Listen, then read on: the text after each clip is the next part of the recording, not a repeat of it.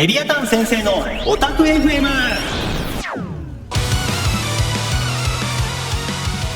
皆さんこんにちは。イケメン悪魔調教ゲームオベイミーの魅力をもっともっと世界のラット留学生に届けたい、そんな思いでお送りするときめき萌え萌えキュンなウェブラジオオタク FM 第5回。お相手は二次元最高ガチオタ三男レビアタン役の加田聡と二重人格の四男角信也です。サタン役です。どうもよろしくお願いします。はじめまして。どうもこんにちは。はじめまして。はじめまして。どうもこんにちは。はい。角さん、はい。この感じでいきますか？はい。別に初めましてではないですよね。いやもう心はいつでも初めましてですよ。心はいつでも初めまして、で体では合っていると。まあそういうことかもしれないですね。10年ぐらいの付き合いになりますよね。あ、そうそうじゃないね。あ、なるほど。あ、もうあれから10年。やっぱね、なんていうの、感覚がさ、はいはい、もうなんかね、10年前と1日前と同じぐらいだから。何悪魔的になってんの？もう過ごし方がもう悪魔になってもってんの。もう昨日あったじゃんみたいな空気感あるから、昨日初めまして打ち合わせでみたいなところあるんで、もう腐れ縁って呼んでもいいような。そうですか。そうですか。ぐらいの仲なんですよね。一緒に映画見に行ったりね。そうですね。いろいろしましたね。いろいろしましたよ。本当にした。僕ゲスト前回前々回いっぱい来てくれてますけど、はっきり言いますけど、いっちゃんやりづらい。なんでやねん。お前とはやりづらい。仲が近すぎるんだよ。あ、そうなの？もうな、こういう公の場で2人で喋るでしょ。なかなかないよね。まあ正直、まずいなっていう感じはありますよね。まずいなっていう感じはあるのよね。だってなんかオフレコでプライベートで会うやん。でご飯とか食べたりするやん。そうね。で加田聡、角信也として普通の場所に立って喋ることってなかなかないから、境界線がわからなくなるよね。油断したら本当にもうピー音がものすごく入ることになると思うので。そうなんですよね。喋ったらあかんことといいこととのね、境界線をしっかり作って。まあそこはプロなんで。お任せしていいの？私のことをこう泥船に乗ったつもりで。おい泥船かんだらもうどうしようもないやろ。泥船どころか乗ったつもりで行こうよ。いやもう怖ってしゃあないわ。もうどっちが喋んねん。今ね本当にね、その仕切りがあってね、お互いの顔見れてないんですよ。実はねだからね、喋り出しの感覚がわからんね。お互い目を見て喋ることはあるけど、目を見ないままねなかなか喋ることないですから。ないです。まあ大丈夫かな。まあ本当にね、この番組のことぶっ壊すつもりで来てるんで。お前なんなん？クラッシャーで。どっからの資格なん？もう本当にもう肩をめちゃくちゃにするっていう。いや怖い感じでやるんでね。仲がいいからこそできるようなトークしてくるのやめてな、ほんまに。わかりました。ちなみになんですけど、サタン役二重人格って言ってましたけど、サタンって二重人格？二重人格でしょうよ。どこら辺が？まあやっぱりほらあれじゃん。あれがあれね。あれがあるやんか。ああ確かにあれはあるね。ああいうところね。そうだから言うとねだからプレイヤーの皆さんに対する態度と兄弟に対する態度っていうのも全然違うわけですよ。特にルシファーに対しては違うわけですよ。まあ確かにルシファーに対してのサタンは怖いよね。いやもう絶対にね、もう子猫と遊んでる時のサタンとルシファーに対してる時は二重人格って言っていいほどの。もう絶対に違いますね。断言したな。ありえないでしょ。今喋ってるのは角信也さんですよね。もうね今混ざってるね。スミチン？混ざってんの？混ざってるね。もう自分がサタンやと。本当にねもう降りてるね。サタンがね。だからルシファーへの憎しみもすごいと。だいぶね。家族だからこそ許されない何かがあるね。家族だからこそ許されない何か。家族だから許せないねあれは。ああいうことをするのは本当に良くないね。ああいうこと。聞いていい？ああいうことって？いやだから言うなればね、もう勉強を始めようかなって思ってる段階で勉強しろって言われたらめちゃくちゃ腹立つでしょ。上から腹立ちますね。あれに似てると思っててっていうね。今やろうとしてたじゃん。今もうほらもう鉛筆持ったじゃんっていう段階のところであんなことを言われると、もうダメですね。きっかけちっちゃなそんなもんじゃないですか。人を嫌うきっかけ。もういや人を嫌うんじゃない、家族を嫌うきっかけ。家族を嫌うきっかけ、嫌うというかさ、反抗期というかさ。やとしたら、サタンのその反抗期が過ぎれば、家族兄弟みんなまた仲良く過ごせる日は来るかもしれない。それはどうかな。おいおいおいおい、それはまあ分からない。突破口が見つからんぞ。それはもう本当にもうね、シナリオライターさんにお願いしたいところですよ。わあわあ投げた。サタンが降りてきてるのに。私からはもう言えないですよ。私からはそれは言えない。いや降りてきてもいるし、やっぱり堤真也としてね生きてもいるんでね、私の力じゃどうしようもないんです。まあ堤さん、ここまで内容ゼロです。も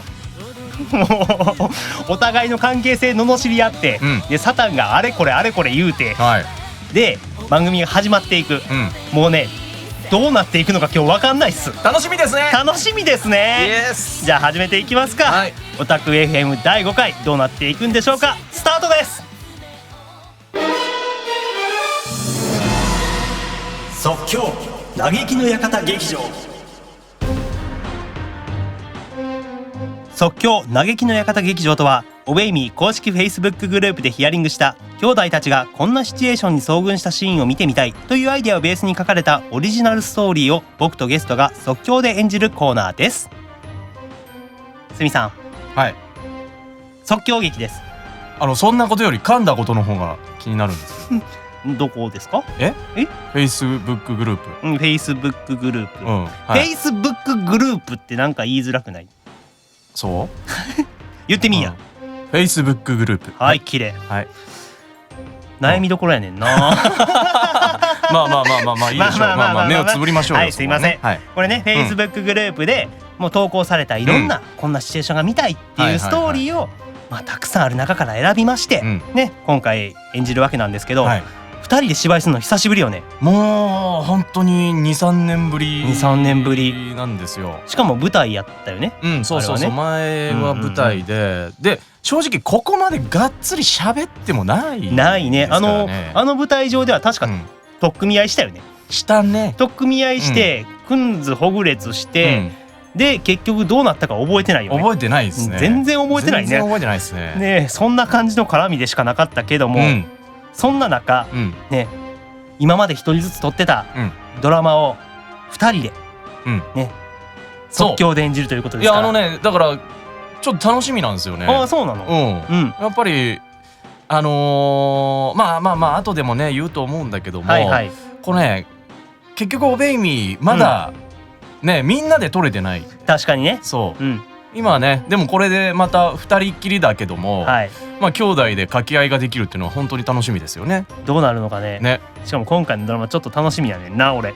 どんな風に演じてくれるのかなと。任してくださいよ。おっと、来ました。じゃあ行きますか。行きましょう。では僕がタイトルはこちらっていうので2人でタイトルを言って始めていきましょう。今回のタイトルはこちら。地雷、そして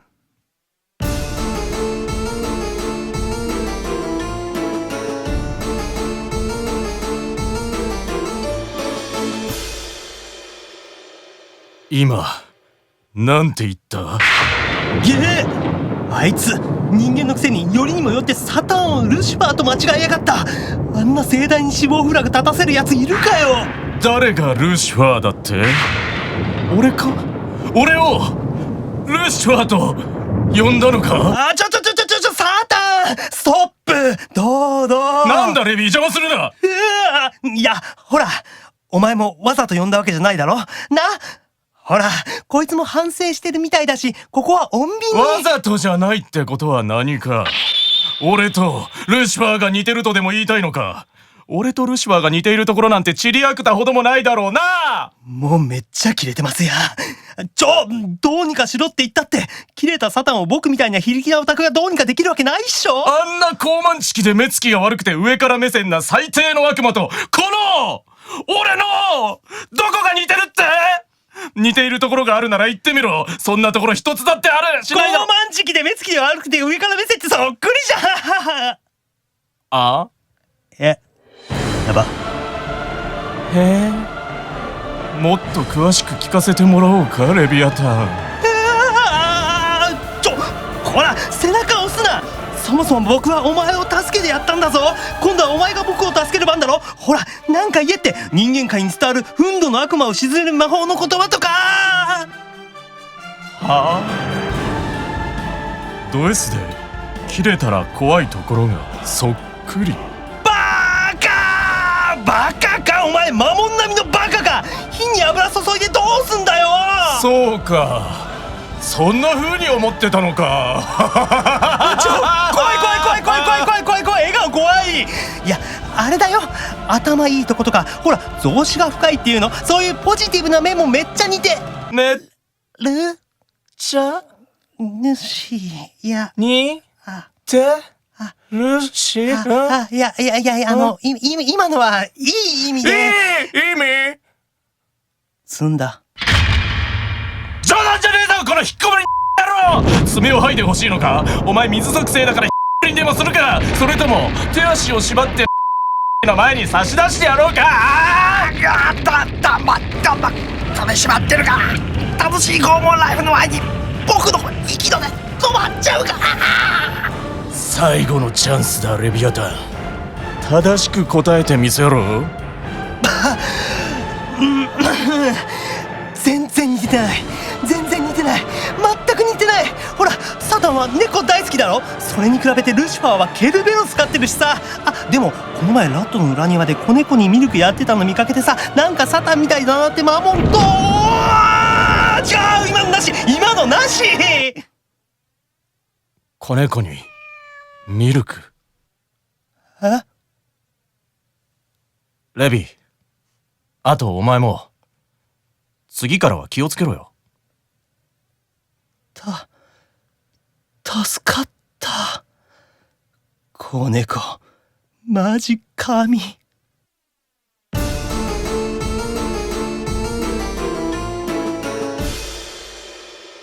はい、いかがでしたでしょうか。いや楽しかったですよね。いや、テンションよ。二重人格やな。がっちり掴んでるでしょサタンのこと。いやサタン掴んでますね。あとスミさんのそういう演技久しぶりに見たんで興奮しましたね。なるほど。そうですね。あれでしょ、やってて楽しい種類の演技でしょ。実はそうなんですよね。そうでしょ、ほんま楽しそうにやってんなと思って。こんなにね感情をあらわにすることないんで。なんかねめっちゃ楽しそうやったなと思って。もう今日はもうやりきろうとしか思ってないんでね。でしょうね。もうね勢い余って顔見えてないけど鼻息荒いやろうなっていうの。まあしっかりやりましたよ。しっかりやりましたね。そうもう私もう今日サタン結構もうほんとサタン掴んだっていう感じしますね。ここでね、もうここでやっとサタン来たぞって、もう完璧にもう 100% 一緒になった。シンクロした。シンクロしたね。いやでもなんかおもろかったのは、お互いがもう叫んだりとか言ってることに対して食い気味でガッガッガッってやり合うやんか。でそこのやり合うところがお互い食いすぎて相手のセリフをちょっと食い気味に待つっていう。そうね、食ったのに相手のセリフ待つっていう感覚ね。食って待って喋り続けるっていう謎の現象起きてるからね。それがお互いに起こるっていうね。そうでこれ普通だったらやっぱりなんか止まっちゃうと思うんですよ。続けるからね。続けるよね。まあここら辺はやっぱりあれだね、10年間の信頼感あるね。信頼感ね。もうなんとかしてくれるやろ。そうなんとかするでしょお互いに。なんとかするでしょお互いにっていうね。あるわ。いやよかったね、本当に楽しかったね。楽しかったね。しかもこれやっぱり一人でやってたらこうはならへん。ならない。一緒にやってるからこそ。そうお互いの空気感感じるからこそ、この熱量でレビアタン来るのねって。なるほどね。じゃあサタンこう返そうか。でサタンがこう返したら、そっちもねなるほどねっていう、っていうのがやっぱり生の感覚が出てくるんで、やっぱりねみんなでやりたいね。みんなでやりたいね。みんなでやった時にそのスミジンのその感じが一気にバーってきた時にみんな受け止められるかな。それは本当に思うね。こういう人間やと思ってないで。そうここら辺多分見せたことないんで、多分この配信見てびっくりするんじゃない。いや本当にね。でもサタンだからこれあ、隅深夜じゃないもんね。そうそうそう、サタンはここまでやりますよっていう話ですよ。なんか俺はやるよ、君たちどうすんのみたいな試し方何その投げ方。いやもうあとはダメだったら本当にねすいませんでしたって後で謝る話なんで取り直しましょうって。とりあえず俺はやりきるよと。そうまず1回目ぐらいはやるでしょう。やるところまでね。いいね、やりましょうね。みんなでまたこうやって撮れることを楽しみにしてね。いや本当に楽しみですね。他にもいろんなシナリオやってみたいよね。やってみたい。だからレビーとこうやって絡むのもないじゃないんで、今までねドラマで撮った中ではねなかなかないんでね。だから今日も新鮮だったし、アスモもやってないし、そういろいろみんなやってないんですよね。やりたい。そう生の演技をみんなにちゃんと聞いてほしい。聞いてほしい。他の兄弟たちにも届けたい。そう、わかりました。はい。次の機会があればね、どの兄弟と絡むかわかりませんけども、そうですね、楽しみにしてもらいたいですね。はい。はい。以上、嘆きの館劇場でした。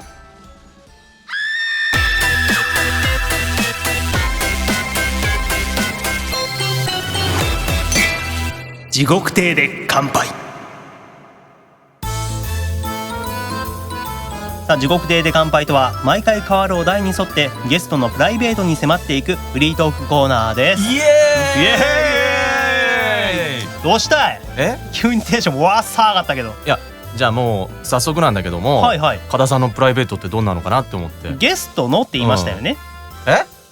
ゲストはあなたですよね。あなたのプライベートに迫っていくコーナーなんですね。趣味なんだっけ？趣味ですか？僕の趣味はね、あなたですよね。ゲストはね、僕じゃなくてあなたの趣味じゃない。かたくなに答えないね。いや、かたくなに答えないっていうか、僕よりも今はすみさんのプライベートをみんな知りたいかな。誰が興味あんねん。あるって。急に叫ぶな、ほんまに。あるから、みんなあるから。じゃあすみさん、SNS とかで、そう、 SNS 最近頑張ってるな。そうですね、ありがとうございます。これ山下さんの時も言うてんけど、SNS 山下さんやってなかったんって、全くやってなかったけど、ウェイミーが始まって SNS をやりだして、であそこまで使いこなしてんねんて。まあやっぱりあれだね、経験だね。経験、もうものすごい使ってるから、いろんな人に聞いて、いろんな人の経験とか使い方を教えてもらって、本当に助けてもらって感謝って言ってた。だってやっぱり山下さんの SNS の文章を見てたら、すごいなんか考えられてるなって思いますもんね。なんかこう開業とか綺麗にしてるし、なんか絵文字とかもなんかうまいところに使ってるよね。使ってますよね。すごいなと思って。すげえ。で兄弟の中で多分やけど、俺とすみちんさ、一番 SNS 使いこなせてない2人やんな。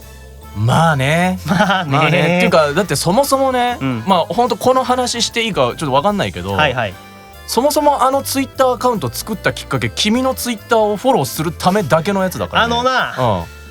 変な疑惑かけられそうだからやめてくれへんかな。だからそもそもだって最初の時点では一人だけだったんですよ。フォロー俺だけやったよな。加田聡だけをフォローして、フォロワーは加田聡だけだったんですよ。確かに。そうで、なんだったら加田聡のために俺今こんなことやってるよっていうツイートをしてたっていう、それに俺反応して返してた気する。昔その目的だけに作ったアカウントなんで、まさかあんなことになるとは思ってませんでした。そうね、マジでそうやな。マジでそうですから。でもそれの割に最近頑張ってるよな。なんかだってリツイートしたりとかさ、昔のすみさんからしたら、その頃のすみさんからしたら考えられへんよな。いや本当そうですよね。もう自分の好きなゲームと自分の好きな映画の話しかしないですからね。もともとはね。なあ。いやもう変わるもんやな、人間ってって思った。そういうことやね。ねえ。これからどう変わっていくんやろ、すみさんが。いやもっともっとね、派手に行きたいね。派手に行きたい。派手に。マモンみたいなこと言うな。派手に行きたい。派手に生きてみたいね。派手に生きてみたい。もう生き方自体が変わっていく。生き様を変えていかないと SNS って多分使いこなせないと思う。そんな重いもんじゃないと思うで。いやもう大事よ。 SNS いろんな写真撮って。確かに確かに生き様変えへんと写真撮れへんわ。でしょ。だって自分の写真なんてほとんどないもん。ないね。俺たち自撮りせえへんよな。そう基本的にな。そうだから最近は本当にね、うちのりんたろうくんと犬のねりんたろうくんと自撮り撮る練習してますもんね。うわ、めっちゃいいやん。なんか恋人に見えるんですよ。りんたろうくんが。そう危ないね。そうね、危ないね、ちょっとね。俺は恭平さんに「サトシ自撮り下手だな」ってずっと言われるからもうちょっとうまく撮れよ。そうやっぱりね研究しないとね。そうよね。どこ見るかとかっていうのがねちゃんとあるから。あるんやみたいねあれ。あとどの角度から撮るかとかね。当然ですよ。指届かへんねんなシャッターボタンに。全然安定せえへんね。難しいよなあれ。いやでもああいうのね使いこなしてみんなとねもっとつながりたい。ね、もっともっと交流していってね。そうです。していきたいと思ってるんですけど。トークテーマまだ言ってなかったね。そうだね。トークテーマ言ってなかったね。全然盛り上がってるね。りんたろうくん買ってるって言いましたよね。そうです。で SNS でもりんたろうくんの写真いっぱい上げてるじゃないですか。りんたろうくんの他にペットをもう一匹飼えるとしたら、でりんたろうくん犬ですよね。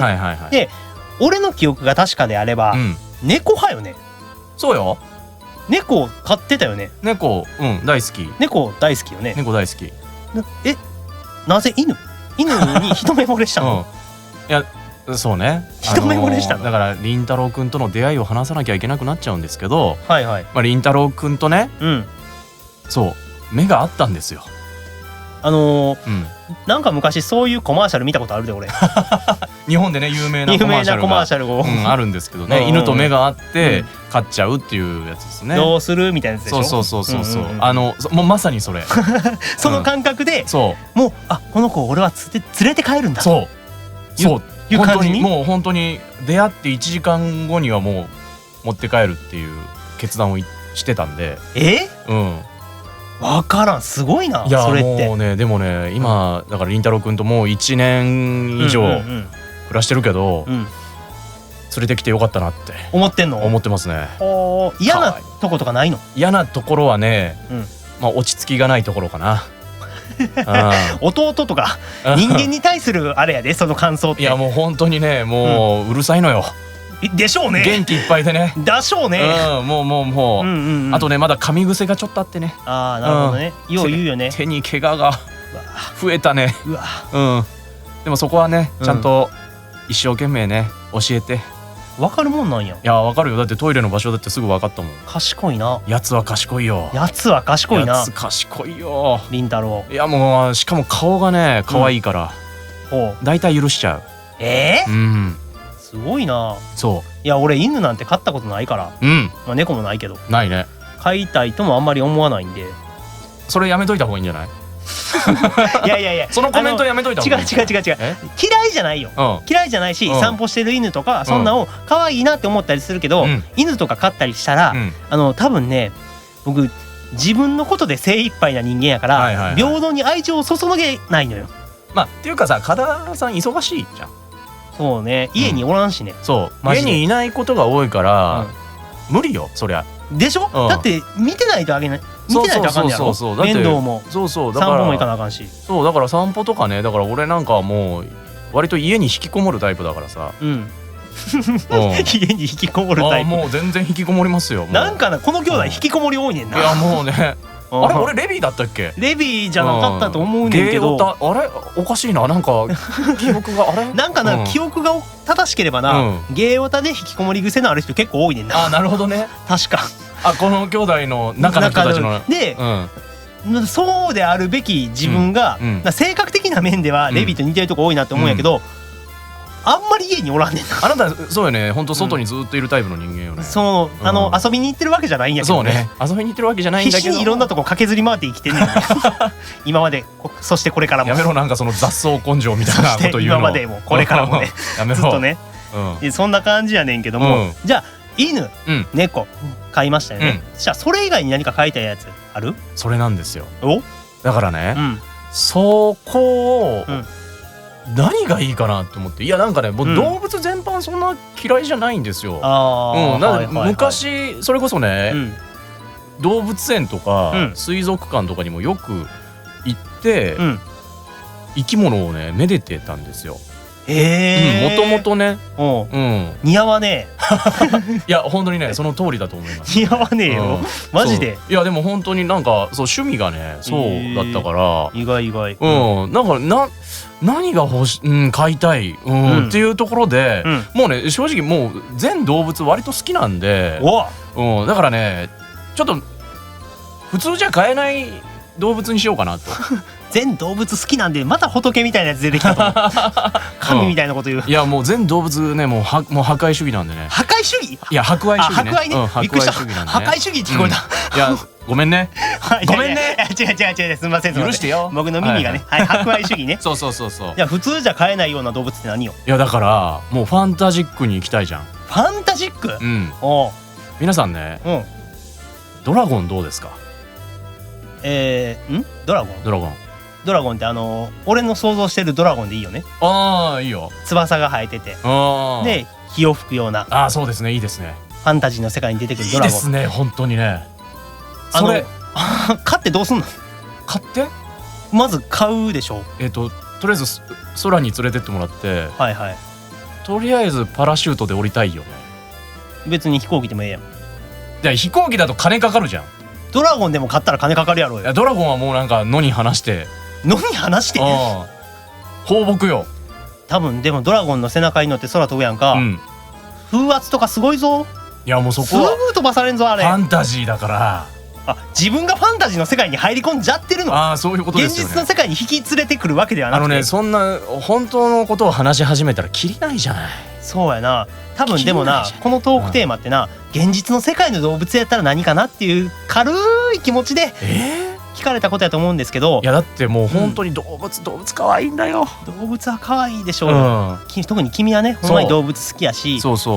でもまさかドラゴンっていう答えが飛んでくるとは思わなかったけどね。いやでもねやっぱりずっと常々思ってたんだけど、空飛んで、で火吹いて、でなんだったら雷も操りたいじゃない。2次元の世界のドラゴンっていう答えが飛んでくるとは思わんかったと。2次元3次元でしょうよ。ドラゴン3次元ではないでしょうよ。いやいろんなところに本当はドラゴンいるかもしれないよ。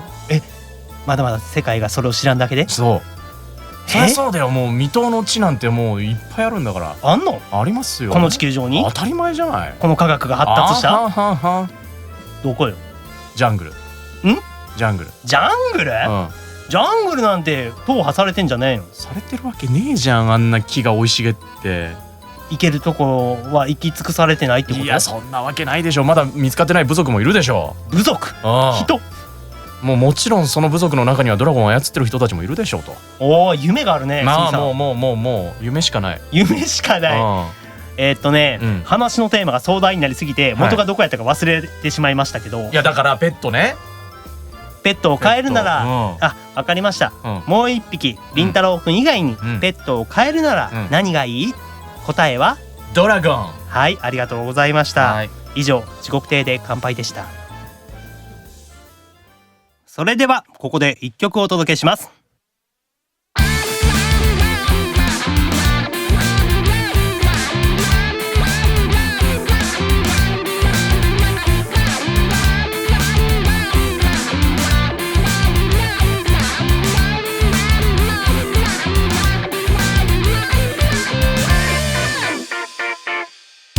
満たされない条件のない自分の世界、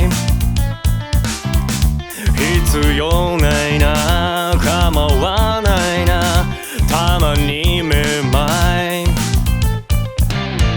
クエスチョンくれるよ幻想瞑想なんかくれよエイトビート C のセット全部くれよどうせ何も言わなくたって伝わってるんだろうこの体見るだけでわかるはずだろうもう腹が減ってたまらないんだよお前が俺を満たしてくれるんだろう目と目が合えば Forever Forever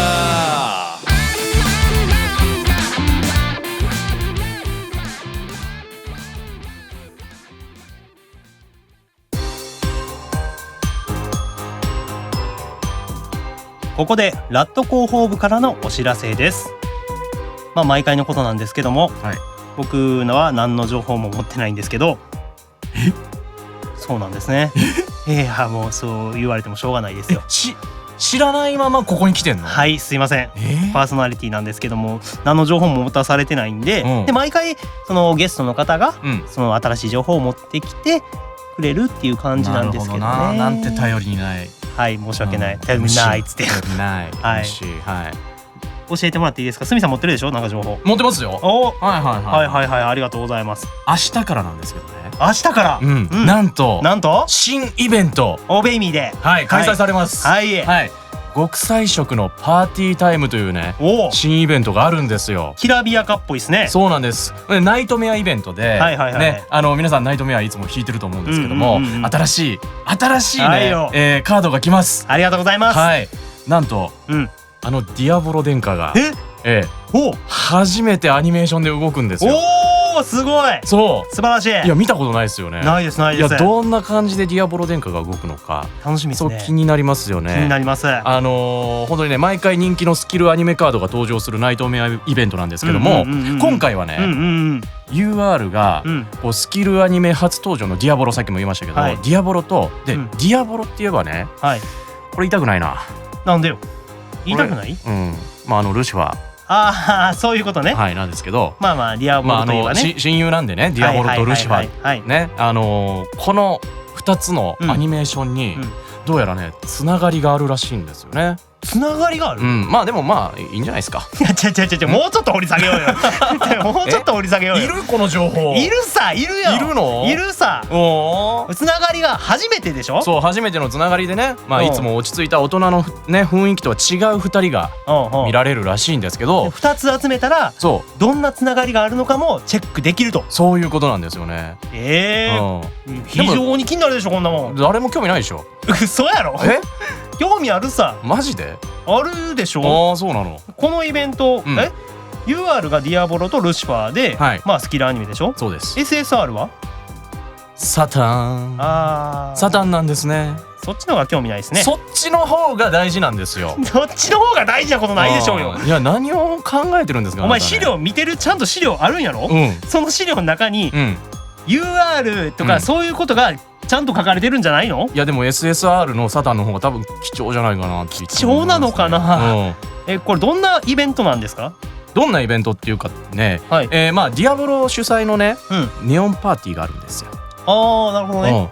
でそこに来たのはいいが、今ねいまいちわからない、楽しみ方がわからないサタンね。サタンね。で普通のパーティーとはどう違うんだってね。頭にはもうハテナマークが浮かんでるわけですよ。極彩色っていうかキラキラしてるでしょうね。でそこにいつになく楽しそうなレビーが登場する。レビーが。そうレビー来ますよ。来ますか。遊び方ならね僕が教えてあげるって。レビーのくせに？そうレビーがネオンパーティーの何を知ってるのって思うんですけど。そりゃそうでしょう。ね普通だったらこういうの嫌がるはずなんだけども、家にいたいですよ。ネオンとオタク全然関係ないとは限らないと。もうネオンとオタクなくてはならないものだって力説を始めるわけですよね。レビがサタンに。で何渡されると思います？レビからサタンに何渡されると思います？何を渡される？何か渡すの？サイリウム。なるほど。つながりましたね。つながりました。サイリウム。どうやら全力のサタンが見られるらしいということですよね。楽しみですね。ちょっといいですか？これサタンのストーリーですよね。ルシファーとディアボロは？でもいいじゃん。おいすごいなこいつ。こいつすごいな。いる？ほんまになりきってんな。降りてるなサタン。いらないでしょ。いやもう初めてのスキルアニメ登場ということでぜひゲットしていただきたいと思いますけども。お願いします。そしてこのね極彩色のパーティータイムが明日からなんですけども、その後にサスピシャスサーカストループっていうイベントも始まるんですよね。でこれが初めてのイベントで初めて UR のソロモンが出るんですよ。素晴らしい。で SSR はアスモね。でメモリーカード UR にマモン、ベルゼブブ、ルークで SSR にレビーとシメオンがありがとうございます。来るんですよね。来ました。サタンいないじゃん。いやおるがな。いやいないよ。極彩色のパーティータイムがおったやろ。SSR なるほどね。UR 差しおい。でこのねサスビシャスサーカストループなんですけども、この前の極彩色のパーティータイムで取ったカードがバトルでね有利に働くということなんで、もうぜひですねこの極彩色のパーティータイムのナイトメアイベント皆さんやってみてください。はい、ありがとうございます。UR はディアボロとルシファーですね。全然興味ない。SSR はサタンやということですね。はい、ぜひ楽しみにしてください。アプリをまだプレイしない人はこの動画の概要欄にある各ストアのページからダウンロードしてください。以上、ラット広報部からのお知らせでした。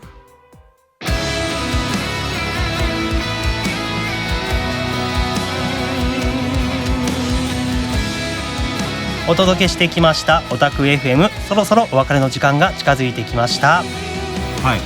はい、すみさん、疲れました。俺まだあと1時間半ぐらい全然いけるんですけど。何やその1時間半って。1時間半2時間設定。めっちゃ喋るやんけ。いやまだまだいけるでしょ。まだまだいけるでしょうじゃないの。自由か。自由よ。自由すぎるんだよ。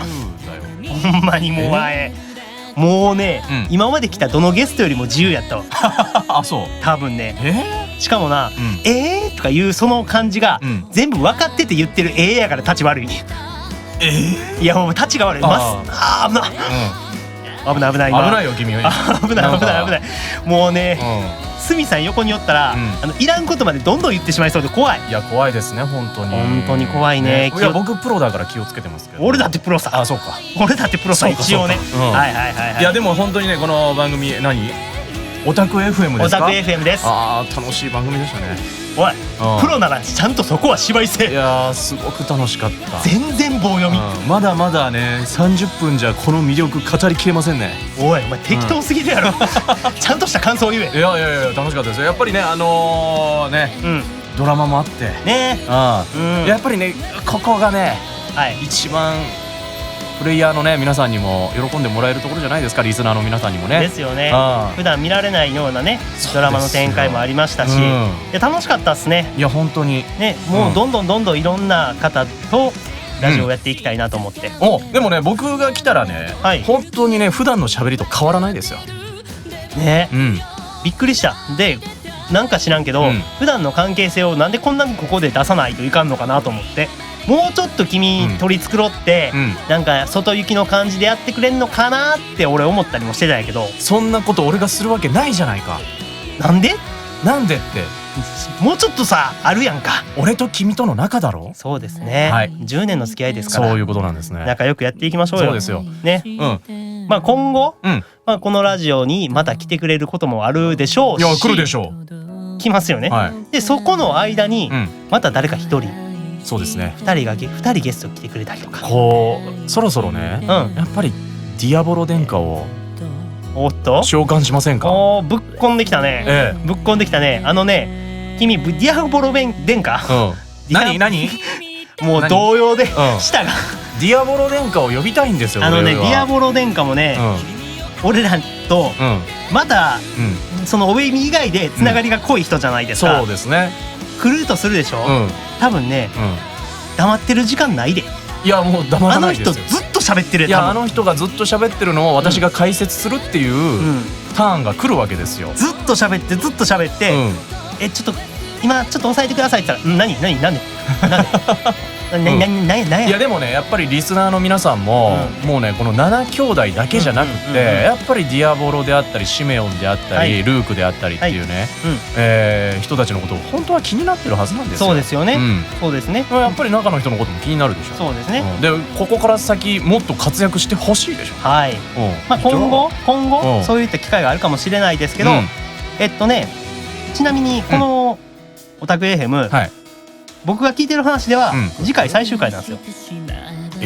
とりあえず次回最終回でこの僕ら7兄弟ですね。とりあえず7兄弟で未だ来てない人ゲスト来てない人が1人いるんですね。多分ゲストはその方かなって思ったりもするんで。いやもういいでしょ。だって6人来たでしょ。来てないですよ。6人で次で6人でしょ。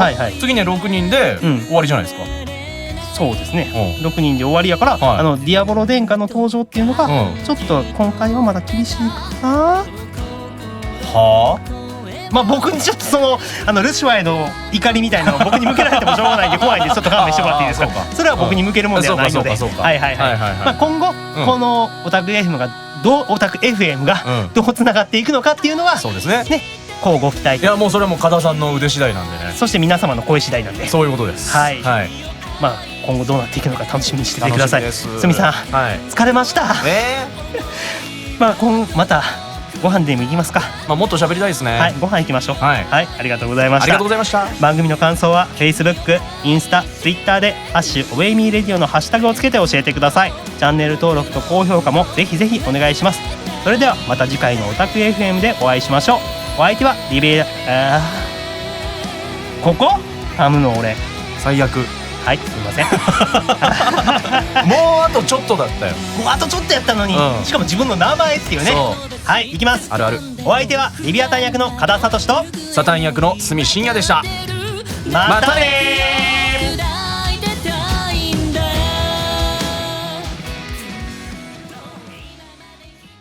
ー。で女の子乗せて、そうね、サラダより早いって言われて、おちょっと待てちょっと待てお前これあかんか。ちょっとお前